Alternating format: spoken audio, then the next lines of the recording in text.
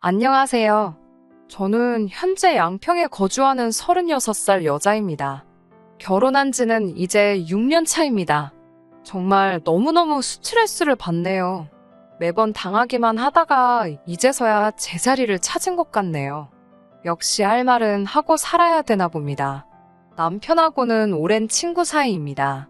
서울에서 살던 저희들은 학창 시절부터 한 동네 친구였어요. 서로 다른 대학에 진학하고 나서 남편이 군대에 가게 되면서 여태 서로 알아온 시간만큼을 떨어져 지내게 되었습니다. 그 뒤로 자연스럽게 연락을 하지 않고 지내다가 정말 우연찮게도 고향인 서울이 아닌 거기서도 가장 먼 광역도시에서 우리는 재회하게 되었습니다. 어쩌다 보니 둘 다 취업을 그쪽으로 하게 된 것이에요. 회사는 서로 달랐고 서로 같은 도시에서 취직했다는 사실을 모른 채 지내왔습니다. 명절날 서울 올라가는 시외버스에서 서로 같은 자리에 앉게 되면서 재회하게 되었습니다. 그렇게 자연스럽게 서울에서 한 번 보고 일터에 돌아와서는 자주 만나면서 인연을 키워왔어요. 그렇게 인연을 키워오다가 당시 남자친구였던 남편이 서울지사로 발령을 받게 되었습니다. 당장에 저는 회사 때문에 지역을 옮길 수 없는 상황이었는데 서로 그렇게 헤어지자니 아쉽더라고요. 장거리 연애를 하기에는 거리가 워낙에 멀다 보니 엄두도 나지 않는 상황이었고요. 그러다 남편이 저 하나 못 벌어먹이겠냐며 청혼을 해왔습니다. 다행스럽게도 제가 하는 일이 집에서 프리랜서 형식으로 일을 할 수 있는 일이었기 때문에 벌이 생각하면 한참 모자라게 되겠지만 이 사람과 함께 한다면 그 정도는 감수하지 못하겠어 하는 생각에 회사를 그만두고 나와 청혼에 응하게 되었습니다. 결혼 준비 같은 걸로 속을 썩거나 하는 일은 없었어요.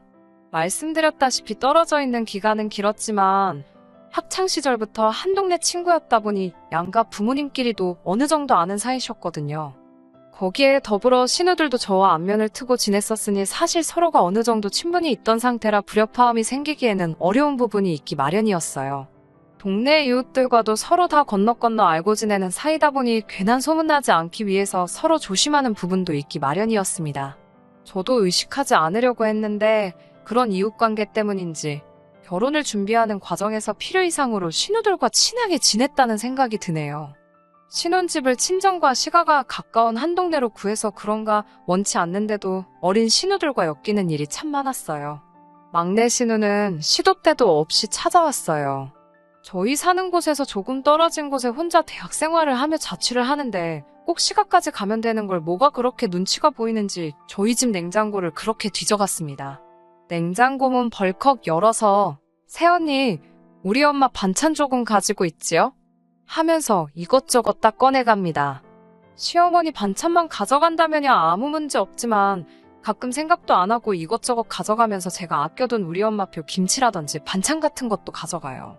처음에는 혼자 자취생활하면서 얼마나 집밥이 고프겠어 하고 내두었더니 그 뒤로부터는 제 가방이나 옷에도 눈독을 들이더라고요. 뭐 때문에 빌려달라 학교에 입고 가보고 싶다 한두 번씩 조르듯이 부탁을 하더니 또 몇 번 빌려주고 나니 아주 제 것인 것 마냥 당연스럽게 가져가려고 하더라고요. 하루는 한 번 거절을 했더니 제가 집에 없는 날에 찾아와 남편 허락만 받고 쌩 가져갈 때도 있었습니다. 남편한테 제 허락도 없이 그걸 왜 빌려줬냐고 하니 하루 입고 들고 다닌다고 다른 것도 아닌데 뭐가 그리 문제냐며 자기 막내 동생 감싸기에 여념이 없더라고요. 남편이 남이 편이라는 게 실감이 나기는 했어요. 그래도 그때 저와 다툰 것 때문인지 그 뒤로는 저 없을 때 막내 신우가 뭐 빌려가겠다고 하면 꼭 제 허락을 받고 나서 가져가라고 해줘요. 그건 참 다행인 부분이지요. 그래도 막내 신우가 저한테 허락받은 척 몰래 한두 개씩 더 가져갈 때가 있는데 남편이 그 정도만 해주는 부분도 고마울 따름이니 별다른 이야기를 하고 있지 않습니다. 둘째 신우는 그나마 나은 편이에요. 적어도 제 물건은 탐내지 않아요. 남편하고 연년생 동생이고 그래서 저랑도 나이 1살 차이밖에 나지 않습니다. 제가 생일이 12월 달이니까 5월생인 자기하고는 사실 5개월 차이밖에 나지 않는다며 사실 따지고 보면 저랑은 동갑이라고 이야기합니다. 어차피 만 나이로 따지면 신우 말대로 5개월 차이밖에 나지 않는 건 사실이긴 하지만 학렬상 따지고 보면 제가 손윗사람이 맞는데 굳이 생일을 가지고 자기랑 동갑일 수도 있었네 하는 건 조금 아니라고 생각해요. 저는 1살이라도 더 어려 보이고 싶은데 신우는 나이 먹어 보이고 싶은 마음이 더 큰 건지 그렇게 어른스러운 척을 합니다. 하루는 집까지 찾아왔어요. 이 집 신우들은 예고도 없이 집에 찾아오는 게 당연하다고 생각하나 봐요. 저한테 시어머니 몸이 많이 허한 것 같다고 저보고 집이 먼 것도 아닌데 시댁에 자주 들러서 들여다보고 하랍니다. 오는 길에 홍삼이나 석류즙 같은 것도 좀 사오라고 하면서요. 신우에게는 남편과 효도는 대리효도 하지 않고 각자 자기 집에 알아서 잘하기로 했다는 말을 하니 저도 여자라서 알지 않냐고 저를 나무라더군요. 남자들이 워낙에 무심하니 오빠한테 말을 해도 아무것도 안 할 것 같아서 저한테 말하는 거라고 하네요. 하기 싫으면 싫다고 말하지 왜 자기 오빠 탓을 하냐는 듯이 이야기를 하는데 조금 그렇더라고요. 이렇게 서로 다른 방법으로 제 신경 거스르는 두 신우들은 공통점이 하나 있었습니다. 그건 바로 자기 오빠인 제 남편에 대한 자부심이 참 대단하다는 거였어요. 두 신우들은 하나같이 입을 맞추어서 세상에 자기 오빠 같은 사람이 어딨냐고 저보고 세상 최고로 복받은 여자라 하더군요. 오빠 덕에 지방에서 탈출해서 이제 서울 생활을 하고 있지 않느냐고 하면서요. 남편이 서울로 발령을 받으면서 저에게 청혼한 건 사실입니다. 하지만 저도 거기서 쌓아놓은 경력을 바탕으로 새로운 일을 시작했고 회사 다닐 때만큼은 못하더라도 부족하지 않게 벌고 있고 제 앞가림 정도는 스스로 하고 있는데 말이지요. 여기까지도 참아볼까 했는데 결혼 2년차가 되고부터는 신우들의 공세에도 모자라 시어머니까지 가세하기 시작했습니다. 아이는 언제 갖는 거냐며 매주 말마다 찾아오셔서 한약도 지어주시고 어디에 좋은 거다라며 음식도 챙겨주시고 그러셨어요. 당연히 감사해야 할 일이지만 사실 저랑 남편은 지금도 그렇지만 그 당시에도 계획이 없었거든요. 둘이서 커리어 놓치지 말고 행복하게 잘 살자는 주의였고 바싹 벌어서 40대 은퇴를 계획하는 파이어족이었습니다. 시가에서 남편이 유일한 아들이었기 때문에 그 사실을 알리기에 부담스러운 부분이 있었어요. 그래도 한동안은 계속 숨겨왔는데 이건 뭐 날이면 날마다 오셔서 아이 이야기를 하고 가시니 제가 받는 스트레스도 어마어마했죠. 이런 고민을 나눌 수 있는 게 남편이었으면 참 좋았겠지만 남편도 자기 누이들 아끼기도 하고 시어머니 같은 경우에는 아이 가질 생각 없다는 말 들으시면 어떻게 될지 모르니 최대한 조심하는 분위기더라고요. 저를 위해 무슨 말을 해줄 것 같지도 않고 그래서 이런 고민은 유일하게 저희 친정엄마만 알고 계셨어요. 그러다 친정엄마가 제게 제안을 하나 하셨습니다. 친정아버지 정년이 다가오는지라 은퇴 후에 텃밭에서 채소 가꾸면서 살 집을 양평에 하나 구해놓으셨는데 저희 보고 요양 목적으로 거기서 잠깐 살겠다고 하고 걱정 없이 지내는 게 어떻겠냐고 하시더라고요. 남편도 자기가 출퇴근길 조금 더 고생하겠다, 기차도 있고 해서 그렇게 어려울 건 없다고 긍정적인 반응을 보였고 저는 어차피 프리랜서로 집에서 일을 하고 있었으니 자택이 어디 있던 간에 크게 문제될 일은 없었습니다. 시댁 식구들에게도 남편의 개인적인 호기심으로 전원주택에서 살아보기로 했다고 잘 설득한 뒤 내려가게 되었습니다. 처음 3년간은 정말 좋았어요. 처음에 밤에 들리는 개구리 소리나 소똥 냄새 같은 게 어색했는데 의외로 장점이 많더라고요. 필요한 거 다 있고 텃밭에서 채소 가꾸는 건 물론 마당에서 불 피워놓고 바베큐도 해먹을 수 있었고요. 공기도 좋고 풀벌레가 많기는 했지만 또 의외로 파리나 모기 같은 건 없어서 참 지내기 좋았어요. 하지만 무엇보다 좋았던 건 시댁 식구들 관심에서 떨어져 살 수 있었다는 게 가장 좋은 일이었어요. 그러다 시댁 식구들하고 다시 엮이게 되는 일이 터지게 됩니다. 바로 재작년부터 시작된 코로나가 컸어요. 거리두기는 물론 강력한 방역수칙에 시댁 식구들 여름휴가 계획이 어그러져 버리면서 시작되었죠. 여름인데 어디 가봐야 밤10시면 전부 닫아버리니 누군들 그런 타이밍에 휴가를 가고 싶어 하겠어요? 그러다 생각난 게 저희 집이었나 봅니다. 저희가 살고 있는 집이라면 밤늦게까지 마당에서 바베큐를 하며 놀아도 아무도 뭐라고 하지 않을 테니까요. 별채가 또 따로 있기 때문에 인원 제한도 그 당시에 피하려면 얼마든지 피해갈 수 있었습니다. 처음에 저희 집에 놀러 왔을 때는 저희도 몇 년 만에 보는 시댁 식구들이었으니 아무리 제가 불편해서 떠났다고 한들 티를 안 내려 최선을 다해 대접해줬어요. 남편 식구들뿐만 아니라 시이모님부터 해서 명절을 방불케 할 정도로 온 식구가 다녀갔습니다. 예상했던 것보다 더 많은 인원이 와서 조금 당황스럽기도 했어요. 마당에 불 피워서 고기도 구워주고 잘 때도 불편하지 않게 각자 방 하나씩 차지해서 잘 수 있게 모든 방들을 다 열어줬지요. 간단하게 마실 맥주부터 각종 군것질거리 챙겨온 건 물론이고요. 아침에는 저희 차로 다 태워서 해장하라고 해장국도 먹여줬네요. 전부 다 저희 돈으로 해줬습니다. 시댁 식구들 비록 저희가 초대한 건 아니지만 웬만한 휴양지 못지않게 신나게 즐기고 갔나 봐요. 돈 한 푼 쓰지 않고 이렇게 할 거다 하고 배불리 먹기까지 하는 휴양지가 어딨었겠어요. 다 놀고 돌아가는 길에도 저한테 수고했다는 사람 아무도 없더군요. 뒷정리 해놓은 사람 아무도 없고 방에 쓰던 이불 개놓은 사람이라도 있으면 고마움까지 느껴질 정도였어요. 그래도 재밌게 즐기고 갔다니 남편 기가 사른 것 같아서 그걸로 퉁치기로 했습니다. 남편이 기뻐하는 걸 보니 그렇게 가끔이라도 보는 사이가 되면 참 좋았겠다는 생각이 들었어요. 괜히 나 때문에 남편이 가족하고 멀어졌나 싶기도 했는데 그날을 기점으로 코로나가 길어지게 되면서 오히려 서울 살 때보다 훨씬 자주 보게 되었습니다. 양평에 있는 저희 집으로 놀러 왔다면서 틈만 나면 찾아오더라고요. 그래도 시부모님 동행해서 신우들이 따라오면 그냥 효도하는 셈 치고 남편이 하루 정도 희생하는 셈 치고 하겠는데 언젠가부터는 자기들끼리 따로 오더라고요. 조금 불편하긴 하지만 지하철까지 뚫려 있으니 오는데 아주 거리낌이 없었어요. 저희 집이 역에서 차로 15분에서 20분은 더 들어가야 있는 곳인데 연락도 없이 찾아와서는 역으로 데리러 오라고 성하더라고요. 당시에는 남편도 코로나 때문에 재택을 하고 있었고 저야 프리랜서였으니 항상 집에 있었지만 예고도 없이 찾아와서는 데리러 오라 마라 하는 게 참 기분이 안 좋았어요. 남편은 저 때문에 양평으로 내려와 3년간 거의 시댁 식구들 안 보고 살았던 게 한이 맺혔었는지 제 기분 헤아리는 척 해주며 제 앞에서는 말도 없이 왜 왔대 하면서 신우들에게 짜증을 내고 있으면서 이미 지 몸뚱이는 벌써 자동차에 타고는 시동 걸어놓고 데리러 갈 준비가 아주 탱천이더라고요. 저녁이 되니까 막내 신우가 오늘은 왜 고기를 안 구워 먹냐고 하더라고요. 아무리 시골집이라도 매일같이 고기를 어떻게 구워 먹겠냐고 했어요.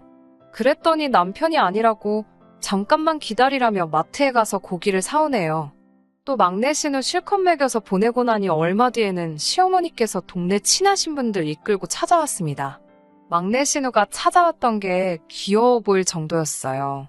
시어머니께서 차 4대를 동원해 데리고 오신 인원은 무려 12명이었어요. 아무리 집이라지만 인원 제한이 있던 시기였는데 가족도 아닌 사람들이 저희 집에 와 있는 거 내키지 않았습니다. 자기 어머니 체면 세워준다고 사온 걸 보니 저도 여기 이사와서 돈 아낀다고 삼겹살이랑 목살만 구워서 먹었는데 어디 이름도 생소한 구경도 한번 못 해본 특수부위부터 소고기까지 잔뜩 준비했더라고요. 저녁에 고기 홀랑 다 구워 먹어버리고는 먹을 게 떨어지니 어디 동네 밥집에서 치킨이며 뭐며 이것저것 사다가 나르기 바쁘더라고요. 그날 시어머니 일행에게 쓴 돈만 140만 원이 넘었습니다. 교대로 한 번씩 왔다 가기로 정한 건지 시어머니가 다녀오신 다음 주에는 둘째 신우가 오더라고요. 이번엔 남자친구랑 동행해서요. 막내한테는 혼자 와도 고기도 구워주고 했다던데 하면서 대놓고 고기를 구워달라 요구했어요. 남편은 그래도 여동생이 찾아왔는데 아무것도 못 해주긴 좀 그렇다고 꾸역꾸역 혼자 차 끌고 나가서 구워 먹을 고기 몇 인분의 맥주도 잔뜩 사오더군요. 둘째 신우가 온 날은 아주 악몽이었어요.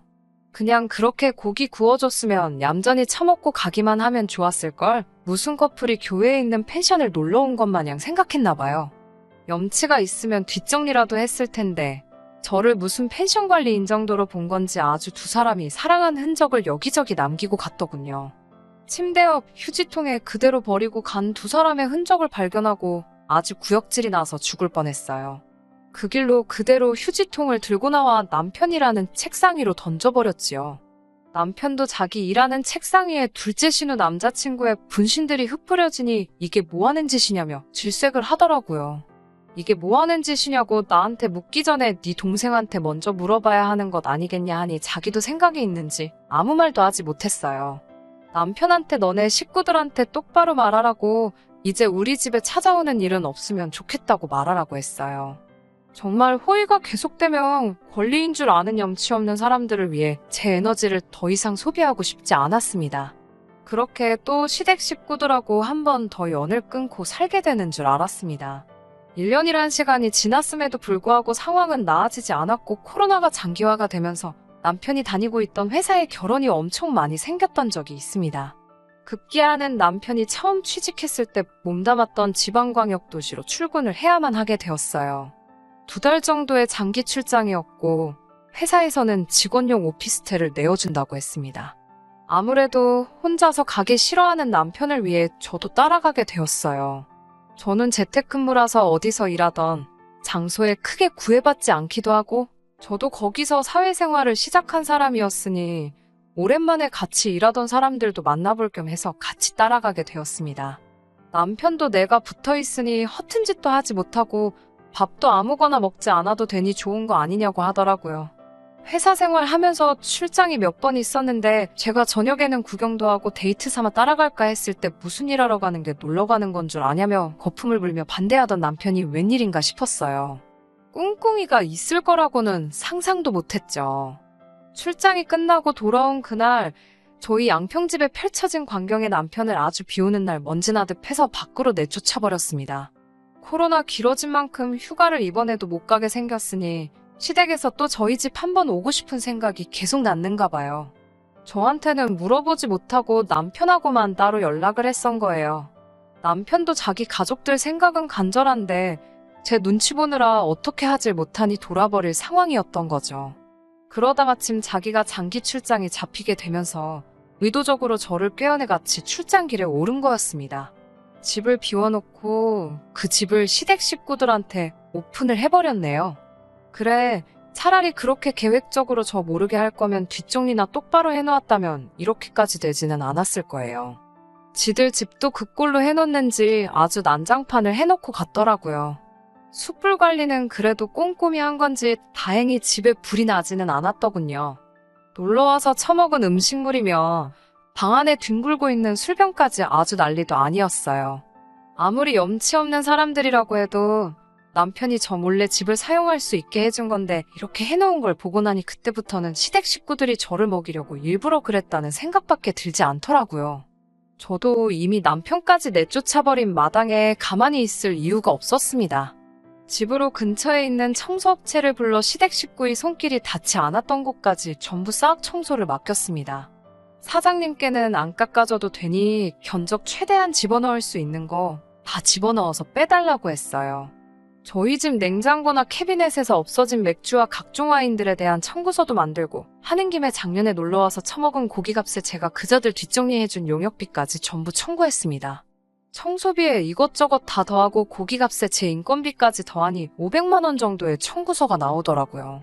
청구서가 나오자마자 제 눈치 보느라 집에도 못 돌아오고 회사 숙직실에서 지내던 남편을 집으로 불렀습니다.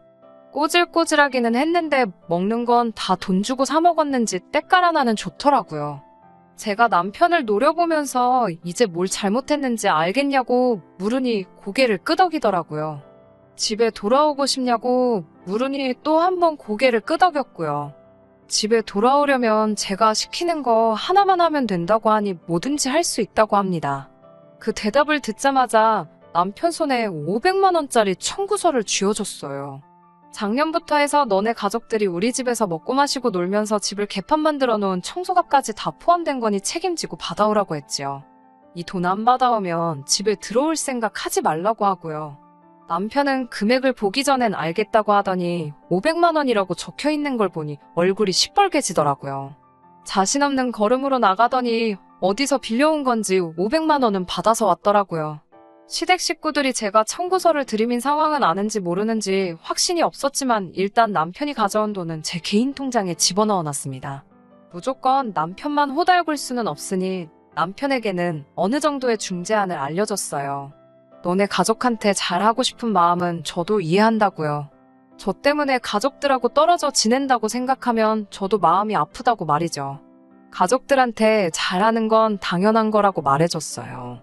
단지 제가 신우들에게 만만한 새언니, 시어머니에겐 막대해도 되는 며느리이고 싶지 않다고요. 당연히 자기 가족들이 우리 집에 놀러오고 싶으면 그렇게 해도 된다고, 하지만 서로 간에 지켜야 할 최소한의 예의만 지켜줬으면 한다고 말해줬어요. 자기들이 먹을 건 자기들이 사오는 것부터 여기가 펜션 같은 업장이 아니니 남의 집에서 지켜야 할 예의와 다 놀고 나면 뒷정리까지 어느 정도는 해주는 매너가 필요하지 않겠냐고요. 대충 뒷정리를 해줘도 결국 제가 한 번 더 청소를 해야 하지만 뒷정리를 해주고 안 해주고의 차이가 크다는 것도 설명해줬지요. 남편은 알겠다고 고개만 끄덕이더라고요. 남편이 시댁 식구들한테 말한 건 사실이긴 했나 봐요.